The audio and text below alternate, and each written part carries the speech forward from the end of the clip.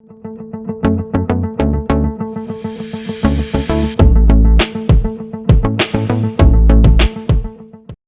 Dear friends and students, जैसा कि आपने थंबनेल देख ही लिया और आप समझ चुके हैं कि आज हम क्या डिस्कस करने वाले हैं। जी हाँ, आज हम डिस्कस करेंगे आज का पेपर यानी कि 17 अक्टूबर 2022 में जो मिड टर्म एग्जामिनेशन आपका हुआ है पॉलिटिकल साइंस का मॉर्निंग शिफ्ट का जो पेपर है वो हम आज डिस्कस करने वाले हैं। जैसा कि आपके डिस्प्ले पर आ रहा है, ये है मिड टर्म एग्जामिनेशन 2022-23 और ये जो पेपर है ये मॉर्निंग शिफ्ट का है स्टूडेंट्स। और अगर इसके सब्जेक्ट कोड की बात करें तो जो आपका पॉलिटिकल साइंस का सब्जेक्ट कोड है यानी कि 028, ये उसी से रिलेटेड है। मैक्सिमम टाइम जो आपको इस पेपर के लिए दिया गया है वो है 3 आवर्स और इसके लिए जो मैक्सिमम मार्क्स है वो है 80, यानी कि ये टोटल पेपर आपको 80 नंबर देगा।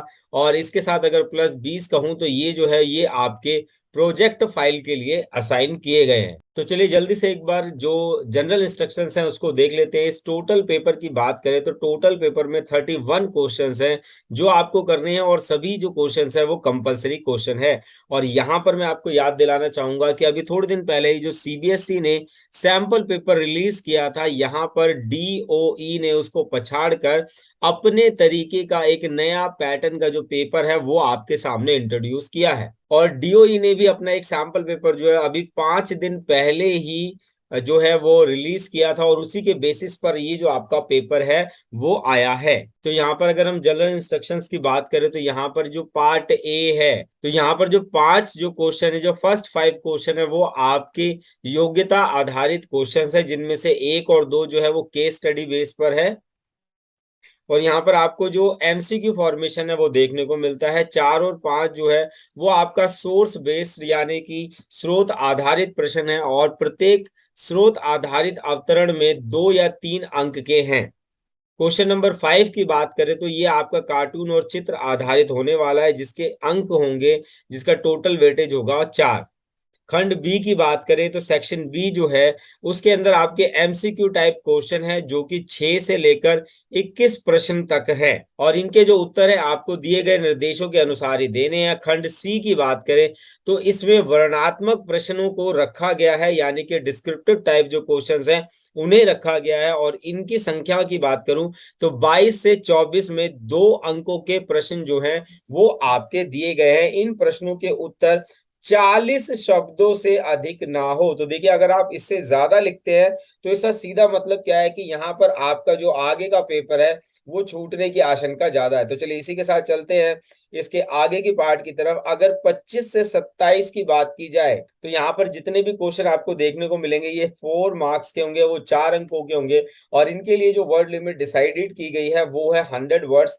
तो आप 100 वर्ड से ज्यादा यहाँ पर ना लिखें। इसके बाद आता है 28 क्वेश्चन जो कि मैप बेस्ड क्वेश्चन है और इसके अंदर भी आपको 4 क्वेश्चन जो है वो दिए गए होंगे और उसको आपको अपने हिसाब से आंसर देने हैं। और लास्ट सेक्शन जो है वो हमारा 29 to 31, ये सारे क्वेश्चन 6 मार्क्स के रहेंगे और इन प्रश्नों के उत्तर आपको 150 शब्दों यानी कि 150 वर्ड से अधिक नहीं होने चाहिए। तो आई होप अब आपको जो जनरल इंस्ट्रक्शंस हैं वो अच्छे से क्लियर हो गई होगी। तो चलिए अब जल्दी से चलते हैं यहाँ पर हम अपने क्वेश्चन की तरफ। तो स्टूडेंट यहाँ पर जो आपका पहला क्वेश्चन है वो आप क्लियरली देख सकते हैं, 1+1+1 यानी कि एक एक मार्क्स के आपके 4 क्वेश्चन होंगे जो कि इस पैसेज पर बेस्ड होंगे। तो आई होप आपने एग्जाम में इस पैसेज को अच्छे से पढ़ लिया होगा।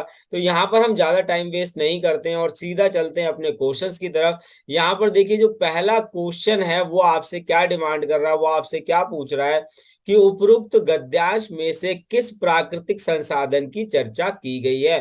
तो यहाँ पर आप देखेंगे कि जो जल युद्ध है या जल साझे संसाधनों की बात की गई है, तो यहाँ पर क्लियरली आपको पता लग जाना चाहिए कि यहाँ पर हम किस प्रकार के संसाधन की बात कर रहे हैं।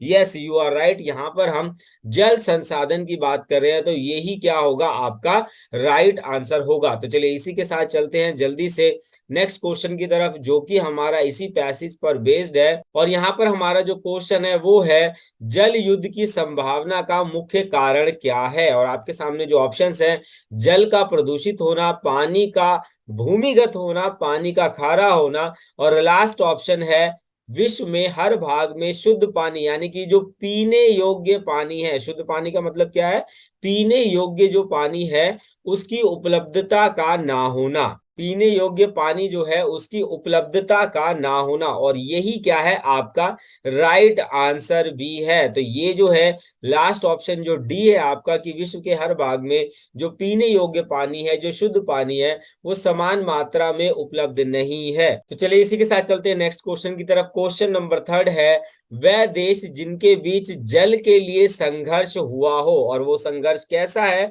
हिंसक संघर्ष हो। तो यहां पर आपके सामने ऑप्शन है जापान, चीन, दक्षिण कोरिया, जर्मनी, इटली और फ्रांस, जॉर्डन, इजराइल और सीरिया, और इजराइल, सीरिया और टर्की। और यहां पर स्टूडेंट जो आपका राइट आंसर है वो है ऑप्शन सी, यानी कि जॉर्डन, सीरिया और इजराइल ऐसे देश हैं जहां पर जल को लेकर हिंसक प्रदर्शनों को और हिंसक संघर्षों को हम देख सकते हैं। चलिए इसी के साथ चलते हैं नेक्स्ट क्वेश्चन की तरफ, जो कि इसी पैसेज से रिलेटेड है, यानी कि क्वेश्चन नंबर 4। और यहां पर क्वेश्चन है, सीरिया और इराक के बीच किस नदी पर बांध के निर्माण को लेकर संघर्ष है। तो ये जो क्वेश्चन है बेटा, ये बड़ा डिप्लोमेटिक सा क्वेश्चन है, लेकिन हमें यहाँ पर आंसर्स तो देना ही है। तो यहाँ पर जो पहली नदी है वो ब्रह्मपुत्र नदी के बारे में बताया गया, तो ये तो ऑप्शन नहीं हो सकता, क्योंकि इसका संबंध किससे है, इंडिया से है। वैसे ही नील नदी भी इसका ऑप्शन नहीं हो सकता। तो यहाँ पर आपके सामने दो ऑप्शन बच जाते हैं, एक है दजला और दूसरा है फरात। और यहाँ पर आपका राइट आंसर है फरात नदी, क्योंकि दजला नदी जो है वो सीरिया और इराक के बीच में बहती तो जरूर है, लेकिन यहाँ पर हम जो बात कर रहे हैं वो क्या कर रहे हैं, बांधों के निर्माण की बात कर रहे हैं। तो यहाँ पर आपका जो राइट आंसर है वो है फरात नदी, जिसे इंग्लिश में यूफ्रेटिस रिवर के नाम से भी जाना जाता है। तो यहां से जो आपका सेक्शन 1 का पहला क्वेश्चन है उसमें इन्हीं चार क्वेश्चनों को जगह दी गई है। ऐसा ही एक सेम क्वेश्चन जो है वो आपको इसके सेकंड पार्ट में देखने को मिलता है, जो कि पैसेज बेस ही है। तो यहाँ पर पैसेज हम पढ़ने में ज्यादा समय नहीं बताएंगे, क्योंकि क्वेश्चन जो है, क्वेश्चन पेपर जो है बहुत लंबा है। तो यहाँ पर अगर मैं चैप्टर की बात करूं तो आपकी जो बुक सेकंड है, कौन सी बुक, बुक जो सेकंड है उसका जो सेकंड चैप्टर है, जो कि आपके सिलेबस का लास्ट चैप्टर भी था, नियोजित विकास, उससे इस क्वेश्चन को लिया गया है। तो यहाँ पर हम पैसेज को नहीं पढ़ेंगे, क्योंकि आप पैसेज ऑलरेडी क्वेश्चन में पढ़ चुके हैं। तो यहाँ पर हम डायरेक्टली आंसर की तरफ मूव करेंगे। तो यहाँ पर देखिए पहला क्वेश्चन क्या कह रहा है, पहला क्वेश्चन क्या कह रहा है, आजादी के बाद के पहले दशक में किस सवाल पर बहस हुई है।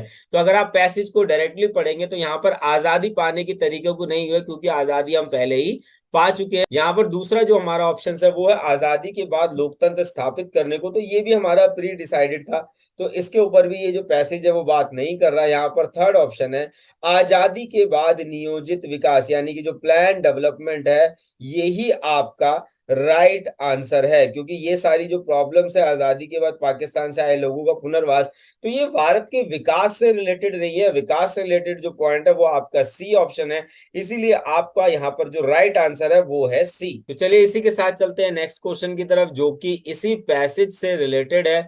और यहाँ पर जो क्वेश्चन है वो है 1950 के दशक में, 1950 के दशक में विकास के पथ पर कौन से देश अग्रसर थे। तो 1950 के देश की अगर मैं बात करूं तो ये जो टाइम था ये बेटा कौन सा टाइम था, कोल्ड वॉर ईरा का टाइम था, शीत युद्ध जो था इसमें चल रहा था। और इसमें जो है वो पश्चिम के जो देश थे वो क्या कर रहे थे, अपना डेवलपमेंट कर रहे थे, अपना विकास कर रहे थे। इसीलिए यहाँ पर आपका जो राइट आंसर है वो क्या है, बी, यानी कि पश्चिमी देश। थर्ड क्वेश्चन यहाँ पर है, पश्चिमी देशों की तरह भारत को औद्योगिक देश बनाने के पीछे क्या उद्देश्य था। तो यहाँ पर जो आपके सामने ऑप्शंस हैं, अगर आपने पैसेज को बहुत अच्छे से पढ़ा तो आपको ऑप्शंस भी क्लियर होंगे।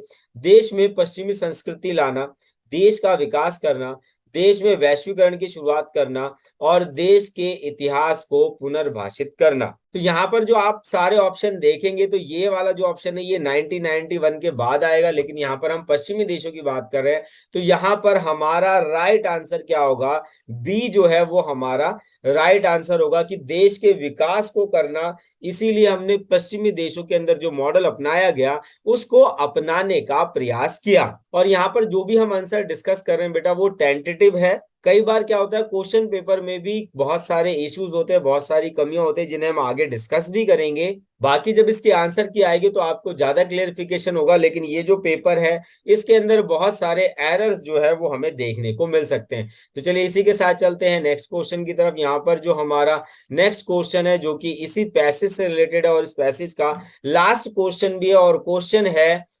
आजादी के समय भारत ने अर्थव्यवस्था के विकास में कौन से मॉडल को अपनाया। तो जैसा हमें पता ही है कि भारत जो आजाद हुआ है वो कोल्ड वॉर ईरा में हुआ। उस समय देश में शीत युद्ध चल रहा था और विकास के दो मॉडल हमारे पास अवेलेबल थे, एक था यूएसए वाला मॉडल और दूसरा था यूएसएसआर वाला मॉडल। तो यूएसए वाला जो मॉडल था ये कैपिटलिस्ट यानी कि पूंजीवादी को ज्यादा बताता था, और जो यूएसएसआर का मॉडल था वो सोशलिस्ट मॉडल था जो कि समाजवाद की चर्चा करता था। लेकिन भारत ने इनमें से किसी भी मॉडल को नहीं अपनाया, क्योंकि पूंजीवादी मॉडल को अपनाने का मतलब था समाजवादी मॉडल का विरोधी हो जाना, और अगर समाजवादी मॉडल को अपनाते तो पूंजीवादी जो मॉडल था उसके हम विरोध में हो जाते। इसलिए भारत ने इनमें से किसी भी मॉडल को ना अपनाते हुए इन दोनों के जो मिश्रित रूप है, जिसे मिश्रित मॉडल या मिश्रित अर्थव्यवस्था मॉडल के नाम से भी जाना जाता है, तो भारत ने विकास के लिए इसका चयन किया, जिसके अंदर की पूंजीवादी, समाजवादी और उदारवादी तीनों गुणों को देखा जा सकता है। तो यहाँ पर आपका राइट आंसर क्या है बेटा? मिश्रित अर्थव्यवस्था या मिश्रित मॉडल को भारत ने आजादी के बाद अपने विकास के लिए अपनाया।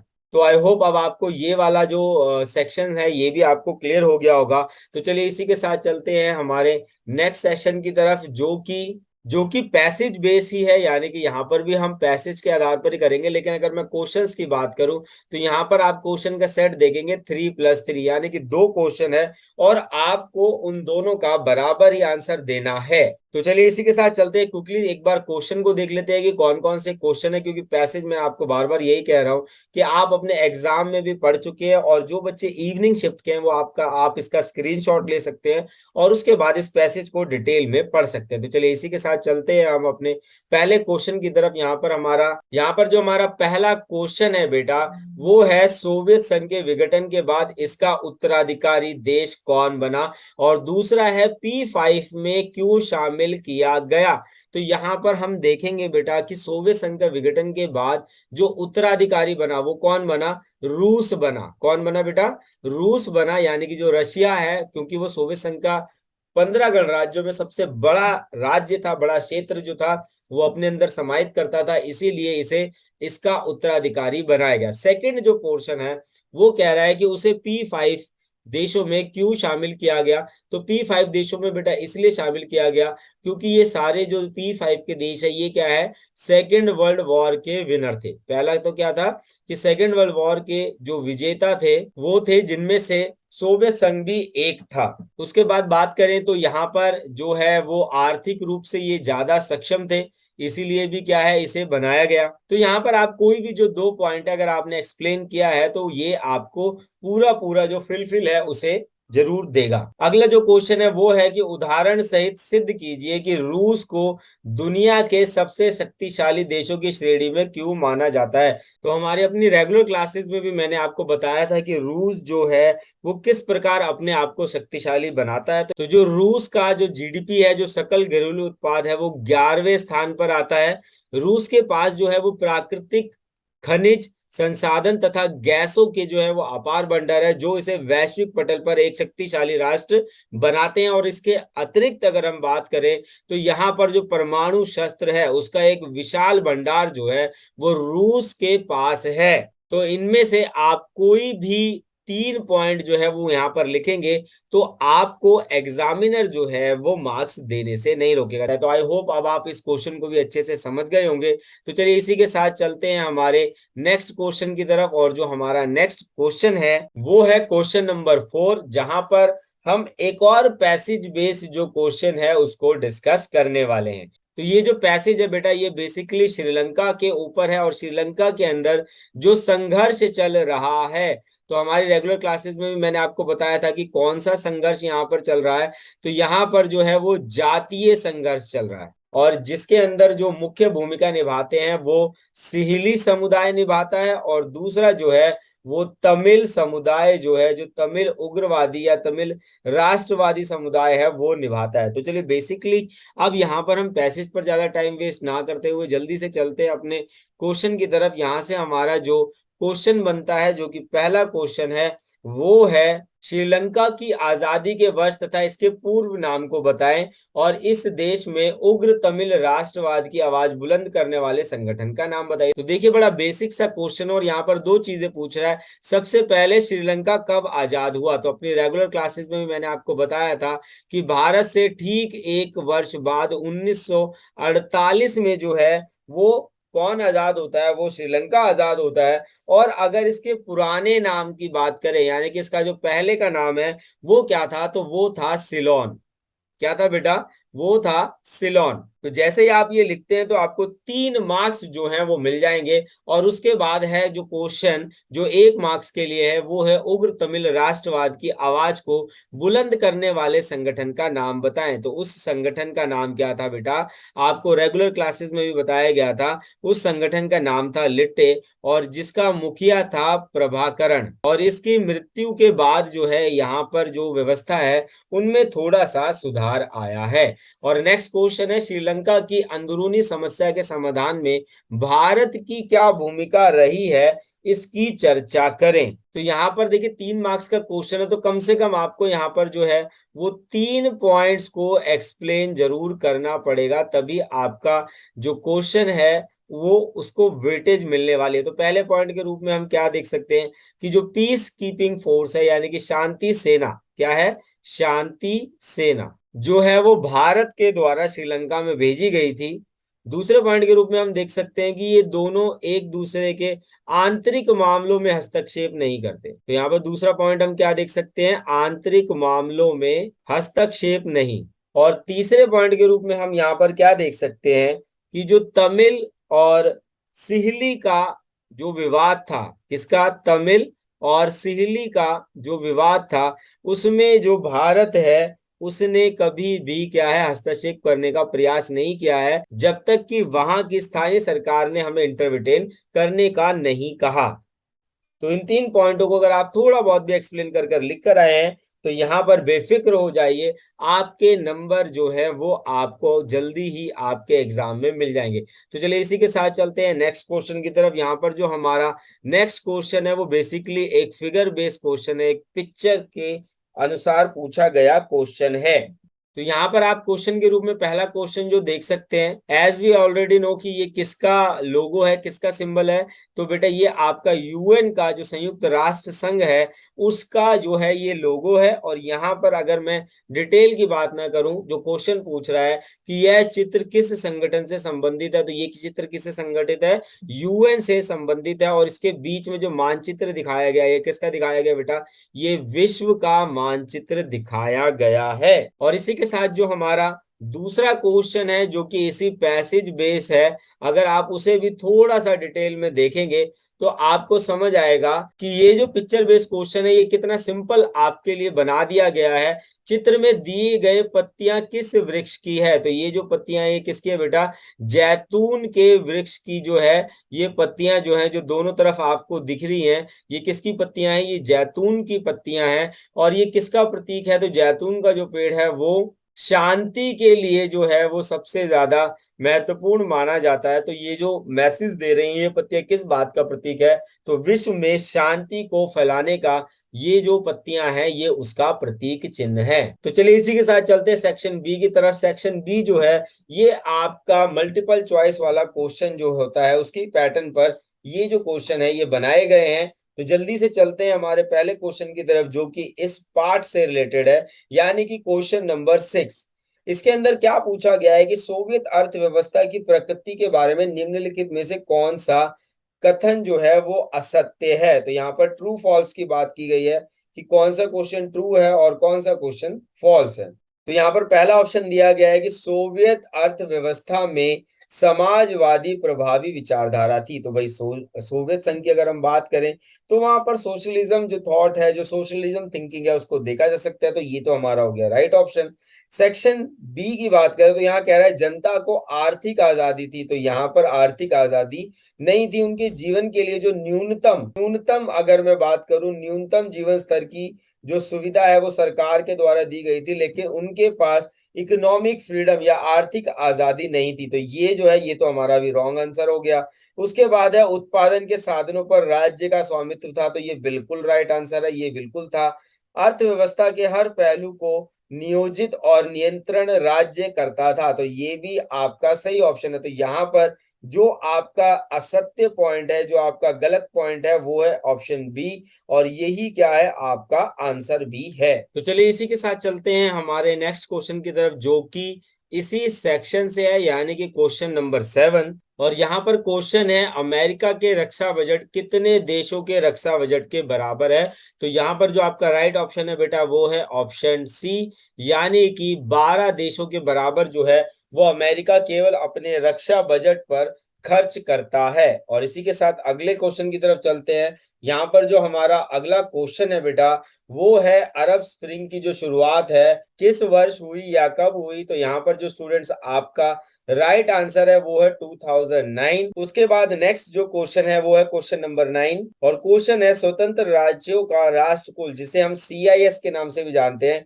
इसका गठन कब हुआ? तो यहाँ पर आपका आंसर क्या है? 1991। क्यों है? क्योंकि इससे पहले की अगर हम बात करें तो इससे पहले जितने भी 15 स्वतंत्र गणराज्य थे वो किसका पार्ट थे? वह यूएसएसआर का पार्ट थे। और जब यूएसएसआर 1991 में डिमोलिश हुआ, उसी के बाद अगर हम बात करें तो सीआईएस जो है उस संगठन का निर्माण हुआ। तो आई होप अब आपको ये क्वेश्चन भी जो है वो क्लियर हो गया होगा। तो चलिए इसी के साथ चलते हैं क्विकली नेक्स्ट क्वेश्चन की तरफ। Question number 10। क्वेश्चन नंबर 10, 2005 में यूरोपीय देशों का सकल घरेलू उत्पाद, जिसको हम जीडीपी के नाम से भी जानते हैं, वह कितना था? तो और आपका यहाँ पर जो राइट आंसर है वो है 12,000 अरब डॉलर के बराबर था। और तभी से माना जाता है कि जो यूरो है वो यूएसए की जो करेंसी है उसके लिए एक खतरा, एक बहुत बड़ा खतरा जो थी वो साबित हो रही थी।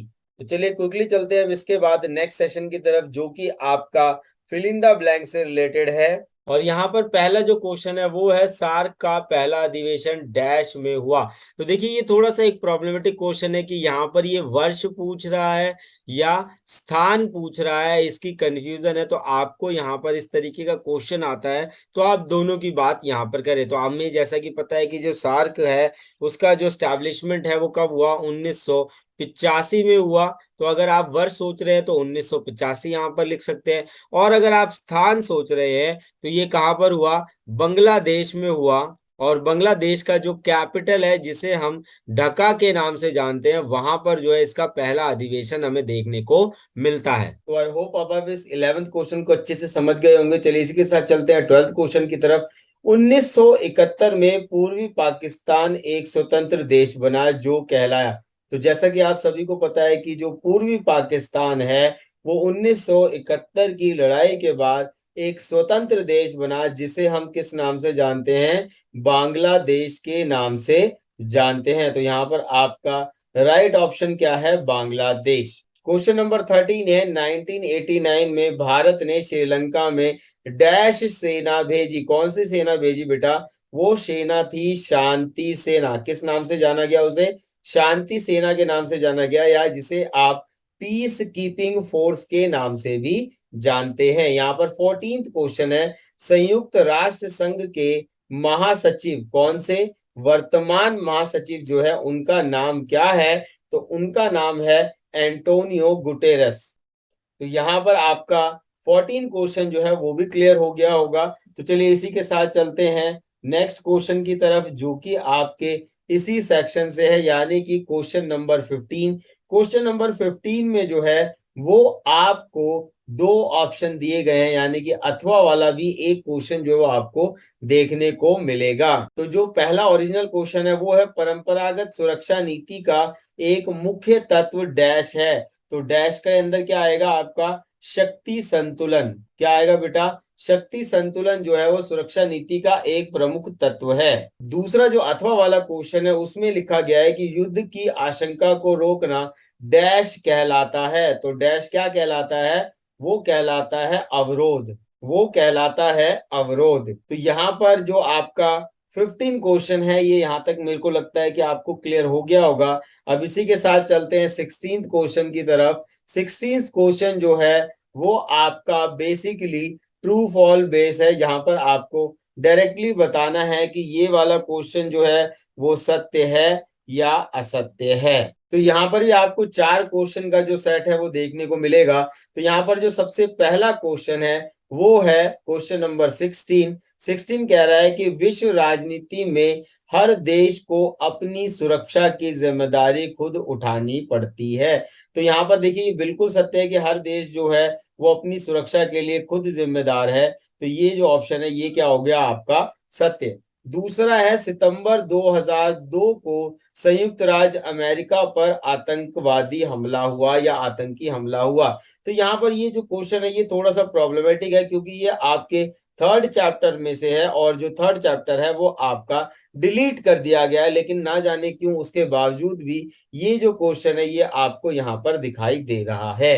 तो यहाँ पर जो 9/11 की घटना थी जो कि अमेरिका के लिए सबसे बड़ी घटना थी, वो 2002 में नहीं हुई थी। तो ये क्या हो गया आपका रॉन्ग आंसर हो गया, यानी कि ये जो है वो आपका असत्य है। उसके बाद थर्ड क्वेश्चन यानी कि क्वेश्चन नंबर 18 है, वैश्वीकरण हर अर्थ में सकारात्मक होता है।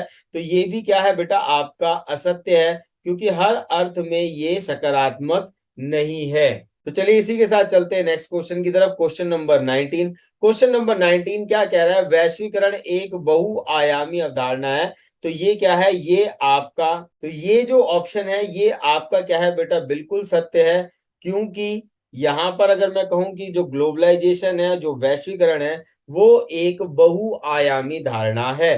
तो आई होप अब आपको ये वाले जो सेक्शंस हैं ये बिल्कुल क्लियर हो गए होंगे। अब इसके बाद जो नेक्स्ट क्वेश्चन है वो क्या है, वो आपके 1 मार्क या आप 1 वर्ड आंसर भी, या आप इन्हें 1 वर्ड आंसर भी कह सकते हैं। यहाँ पर पहला क्वेश्चन जो है वो है, भाग्य वधु से चिर प्रतीक्षित भेंट जिसे हम ट्रस्ट विद डेस्टिनी के नाम से जानते हैं, से आप क्या समझते हैं। तो जैसा कि हमने अपनी रेगुलर क्लासेस में भी इस पॉइंट को बहुत अच्छे से समझा था कि 14 और 15 अगस्त की मिडनाइट को, 14-15 अगस्त 1947 की मिडनाइट को, यानी कि मध्य रात्रि को जो भारत है वो क्या हुआ था, आजाद हुआ था। मिडनाइट में जो भारत है वो क्या हुआ था, आजाद हुआ था। और यहाँ पर भारत के प्रथम प्रधानमंत्री जवाहरलाल नेहरू ने संविधान सभा को संबोधित करते हुए एक भाषण दिया, जिसे हम भाग्य वधु से चिर प्रतीक्षित भेंट के नाम से जानते हैं। तो आई होप अब आप इस क्वेश्चन का आंसर भी समझ गए होंगे और आपने एग्जाम में भी यही लिखा होगा। नेक्स्ट हमारा क्वेश्चन है, सीमांत गांधी के नाम से किसे जाना जाता है। तो यहाँ पर आपका जो आंसर है बेटा वो क्या है, खान अब्दुल गफार खान। तो आपका पार्ट बी जो है बेटा वो यहीं पर समाप्त हो जाता है और यहाँ से शुरू होता है आपका सेकंड सी, जो कि 2 मार्क्स से क्वेश्चन है। तो यहाँ पर आपको सभी क्वेश्चंस के लिए कम से कम 2 पॉइंट्स जो हैं वो आपको लिखने होंगे। तो स्टूडेंट ये जो लेक्चर है ये ऑलरेडी बहुत लंबा हो चुका है, तो इसका जो सेक्शन सी है वो हम नेक्स्ट पार्ट में डिस्कस करेंगे, जिसके अंदर हम 2 मार्क्स के क्वेश्चन, मैप बेस्ड क्वेश्चन और जितने भी आपके 6 मार्क्स वाले क्वेश्चन है उन सभी को डिस्कस करेंगे। तो तब तक के लिए जय भीम, जय भारत।